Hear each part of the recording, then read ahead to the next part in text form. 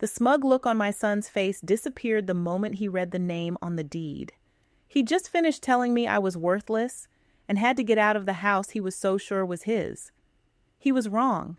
It all started a few months after my husband Robert passed away. The silence in our home was this heavy blanket, thicker and more suffocating than any snowstorm. Every room held a ghost, a memory of the life we'd built over 40 years. And in that awful silence, I learned a terrible truth. Grief isn't the only thing that can break a mother's heart. Before we continue, if you believe that truth and karma always find a way, please take a second to like this video and subscribe. It really lets me know there are still good people in the world who believe in doing the right thing. That house wasn't just wood and nails to me. It was a living photo album of our lives. I could stand in the kitchen and almost smell Robert's terrible attempts at baking bread on Sunday mornings. There was a little notch on the hallway door frame marking our son David's height when he was 5. A faded pencil line I never had the heart to paint over. Robert and I poured our love into every single corner of this home. He was the sturdy foundation, and I was the one who made it warm, filling it with laughter and the smell of cookies. After Robert was gone, David started coming around more. At first, I was so grateful. I just thought he was checking on his grieving mom. He'd sit at the kitchen table, the very same one where he did his homework as a kid, and talk about getting my affairs in order. He'd use these cold, strange phrases like asset management and long-term financial strategy.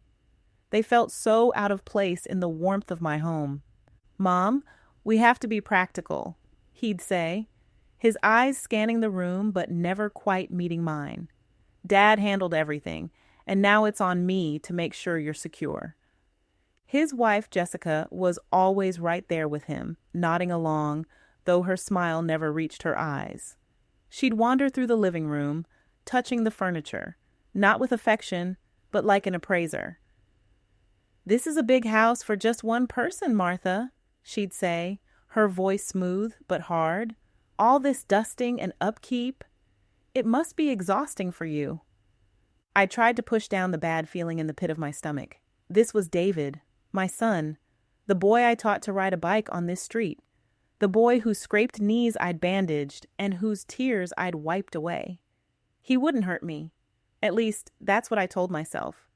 But the hints started getting less and less subtle. David began talking about the market and how property values in our neighborhood had shot up. "This house is a gold mine, Mom," he said one afternoon, leaning on the counter while I washed dishes. "It's our family's biggest asset. We can't just let it sit here doing nothing." Our family's asset, I thought. This is my home. It wasn't a stock or a bond you could just trade. It held my entire adult life. I still remember the day Robert carried me over the threshold. He'd saved for years to buy this place for us. He said he wanted his queen to have her castle. It wasn't a castle, but it was ours. Every creak in the floorboards told our story. I tried to explain this to him. "David," I said, my hands shaking a little, "this is more than an asset. This is where I lived with your father. It's where you grew up." He let out this deep, impatient sigh, the kind a busy man gives to a sentimental old woman. "I know, Mom, and we'll always have the memories, but memories don't pay the bills. Dad would have wanted us to be smart about this. He would have wanted me to take care of things." He said it with so much confidence, so much certainty, that for a second I doubted myself. Was I being selfish? Was I holding on too tight to the past and getting in the way of my son's future? David and Jessica had big plans for a new business, and they needed money. In their minds, selling the house was the only logical step. My comfort, my history, my peace, it was all just an obstacle. The storm was gathering, and I was about to be caught right in the middle of it. The day it all blew up was a Tuesday. I remember because the garbage trucks were rumbling down the street. David and Jessica showed up unannounced, with this grim look on their faces that made my heart drop. They didn't even bother with small talk. They sat me down on the living room sofa, the one Robert and I picked out together, and sat across from me like judges about to pass a sentence. "Mom, we need to talk," David started, his voice firm. "Jessica and I have made a decision. It's time to sell the house." The words just hung there in the air, sharp and heavy. I felt like the wind had been knocked out of me. "Sell the house?" "David, no. We talked about this. This is my home." He just waved his hand dismissively. "It's a tied-up asset, doing nothing. We need the capital for our business. This is our future we're talking about." Jessica chimed in, her voice sickly sweet. "Martha, we found a wonderful retirement community a few towns over. It's perfect for you. They have activities, people your age. You'll be so much less lonely." Lonely? I wasn't lonely. I was grieving. There's a big difference. In this house, I felt Robert everywhere. In some sterile apartment, I would be truly alone. "I don't want to move," I said, my voice barely a whisper. "Please, don't make me do this." That's when David's patience finally snapped. The mask of the caring son just crumbled away, and I saw the cold, hard greed underneath. "You don't get it, do you?" he said, his voice rising. "This isn't a request. I'm telling you, the house is legally mine now that Dad's gone. He left everything for me to manage. I own it, and I'm selling it." I just stared at him, my mind spinning. "Yours? David, your father would never... He wouldn't leave me with nothing." And then he laughed. It was a short, ugly sound that cut through the quiet room. It was a laugh that said I was nothing more than a foolish old woman in his way. "He left you a life insurance policy," David said with a smirk. "It's more than enough for a deposit on a little apartment. But this house, this multi-million-dollar asset, it belongs to the future, not the past." Tears were streaming down my face. "I have nowhere to go," I sobbed. He stood up and looked down at me, his face a mask of pure contempt. Then he said the words that will be burned into my memory forever. "You're worthless in this big house alone," he said, his voice like ice. "You're a burden. All you do is sit here and take up space. We're having a realtor here by the end of the week. I'll give you 30 days to pack up and get out." He turned and walked to the door, with Jessica right behind him. My son, my own flesh and blood, was kicking me out of my home. He glanced back from the doorway, that smug, triumphant look back on his face. "It's just business, Mom." The door clicked shut, and I was left shattered and alone in the silence. The next 30 days were a special kind of hell. David and Jessica were relentless. They were trying to break me, to make me feel so unwelcome that I'd just give up and run. Brochures for sad-looking retirement homes started showing up on the kitchen counter. One was called Golden Twilight Villas. It looked more like a permanent midnight. A real estate agent with a fake smile came to the house without even asking me. I found her in my bedroom, measuring the windows and talking loudly on her phone about staging potential. She looked at me like I was a piece of old furniture that needed to be hauled out. When I asked her to leave, she just smiled and said, "David sent me. We're on a tight schedule." David and Jessica would visit and walk through the house like they already owned it, planning renovations. "We'll knock down this wall," Jessica would say, waving her hand between the kitchen and dining room. "Create an open concept space." They called my things clutter. They even talked about me like I wasn't there. "She can take her knickknacks," David said once, "but the main furniture stays for the staging." I felt myself shrinking. What else could I do? I started packing. I began in the attic, where old memories go to collect dust. I sorted through boxes of photos, David's old report cards, his bronzed baby shoes. Each object was another stab in the heart. One afternoon, completely defeated, I went into Robert's old office. His scent still lingered on his leather chair. I was looking for a photo album when my hand brushed against a small metal box tucked away on the bottom shelf. hidden behind a row of thick law books. It was a simple, gray lockbox. I'd totally forgotten about it. I suddenly remembered Robert putting it there years ago. "What's in it?" I'd asked. He just smiled and patted my hand. "Everything you'll ever need to feel safe, my love," he'd said. "It's your fortress." I had just thought it was him being romantic. My fingers trembled as I looked for the key. Where would he have put it? Robert was a man of habit. He loved old books. My eyes scanned the shelves, and there it was, a worn copy of Pride and Prejudice, my favorite novel. On a hunch, I pulled it from the shelf. It was heavier than it should be. I opened it, and my breath caught in my throat. The center pages had been hollowed out, and nestled inside was a small, ornate key. My heart was hammering in my chest as I unlocked the box. Inside, there were no jewels or cash. There were just some old letters tied with a ribbon, a faded photo of us on our wedding day, and a thick manila envelope. My hands shook as I opened the envelope. Inside was a legal document. At the top, in bold letters, it said, "Property deed." I sank into Robert's chair, my legs suddenly weak. I started reading, trying to make sense of the legal jargon. I expected to see Robert's name, or both of ours. I was even braced to see David's name.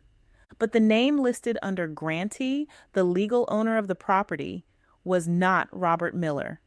It was not David Miller. It was Martha Miller, just my name.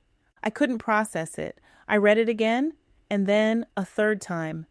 Beneath the deed was a smaller envelope with my name on it in Robert's familiar handwriting. I tore it open. "My dearest Martha," the letter began, "if you are reading this, it means I am gone, and you have found your fortress. I know you must be confused. Let me explain. When we bought our home, I had the deed put solely in your name. It was my wedding gift to you, my secret promise that you would always have a sanctuary that no one could ever touch. I love our son, but I was never blind to his nature. He has a good heart buried deep down, but it's often overshadowed by a hunger for more. I always feared that if something happened to me, he might try to take control, to see our home as just a number on a balance sheet. I couldn't bear the thought of you ever being at his mercy. This house is yours, Martha. It has always been yours. It is your shield and your castle. Never let anyone make you feel powerless within its walls. Live out your days here in peace, my love. You deserve nothing less. All my love, forever, Robert." Tears streamed down my face, but they weren't tears of sadness. They were tears of shock, of gratitude, and of a slow, righteous anger. Robert had seen it. He had known all along. He had protected me, even from beyond the grave. I folded the letter, placed it back in the envelope with the deed, and locked the box. The click of the lock sounded like the cocking of a gun. The shrinking, transparent woman was gone. In her place sat a queen in her fortress, and she was ready for a fight. The 30th day arrived. It was a bright, sunny morning, a cruel contrast to the storm that was brewing inside me. I heard a large truck pull up outside. Peeking through the curtains, I saw it. A moving truck, its back door wide open like a hungry mouth, ready to swallow my life. A few minutes later, David's car pulled into the driveway. He and Jessica got out, their faces glowing with smug satisfaction. This was it, their victory lap. The doorbell rang. I took a deep, steadying breath, clutching the manila envelope. I walked to the door and opened it. "Well, Mom, today's the day," David said, the glee obvious in his voice. "The truck's here to get it all done in one go. Don't make this any harder than it has to be." He let out that same short, ugly laugh from a month ago. I just stared at him. My silence seemed to make him a little nervous. "Are you ready?" He pushed, his smile tightening. "The movers are on the clock." "I'm not going anywhere, David," I said. My voice was calm and clear, nothing like the sobbing mess he had left a month before. He scoffed. "Oh, Mom, Don't be so dramatic. We've been over this. You have to leave. It's my house. Is it? I asked softly. Before you call in your movers, there's something you should see. I held out the thick manila envelope. He snatched it from my hand, annoyed. What's this? More sentimental junk? I don't have time for this. He tore it open and pulled out the document, assuming it was just more paperwork. The property deed, he read aloud, a confused frown on his face. He unfolded it, his eyes scanning down to the most important part. I watched his face. The smugness was the first thing to go, replaced by confusion. His eyes narrowed, rereading the lines. The color drained from his face. His jaw went slack. That smug look didn't just vanish, it shattered. Grantee? Martha Miller, he whispered, the words catching in his throat. He looked up at me, his eyes wide with disbelief. No, this is a mistake, a typo. Dad told me the house was mine. Your father was a wise man, I said, my voice full of a strength I didn't know I had, and a good man who wanted to protect his wife. I reached into the envelope and pulled out Robert's letter. I held it up and read the most important lines aloud. I love our son, but I have never been blind to his nature. I always feared he might see our home as nothing more than a number on a balance sheet. This house is yours, Martha. It has always been yours. Jessica rushed forward and grabbed the deed from David's limp hand. She read it, and her perfectly made-up face twisted into an ugly mask of rage. He put it in your name? This whole time? David just stared at me, speechless. His entire arrogant world had just crumbled. The house wasn't his. The money wasn't his. The power wasn't his. I stepped back and held the door open wider. This is my house, David, I said, my voice as firm as its foundation. It has always been my house, and I think it's time for you to leave. They just stood there for a moment, completely humiliated. The movers lingered awkwardly by their truck, knowing something had gone wrong. David opened his mouth, then closed it again. What was there to say? The truth was right there in black and white. Without another word, he turned and walked away. Jessica shot me a look of pure hatred before following him. They got in their car and drove down the street and out of my life. I walked over to the movers. You can go home, I said, a real smile finally on my face. There's been a change of plans. As the moving truck rumbled away, I closed my front door. The click echoed in the hall, but this time it was a sound of security, of peace. The silence that filled the house wasn't heavy or lonely anymore. It was mine. In the weeks that followed, I found my strength again. I took down the for sale sign myself. I started gardening, planting Robert's favorite roses along the walkway.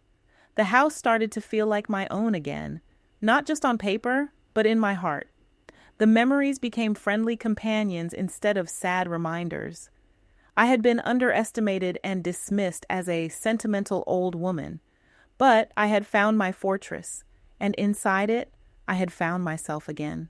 Greed makes people do terrible things, but the truth, even when it's hidden in a dusty old box, has a power that can't be bought or sold.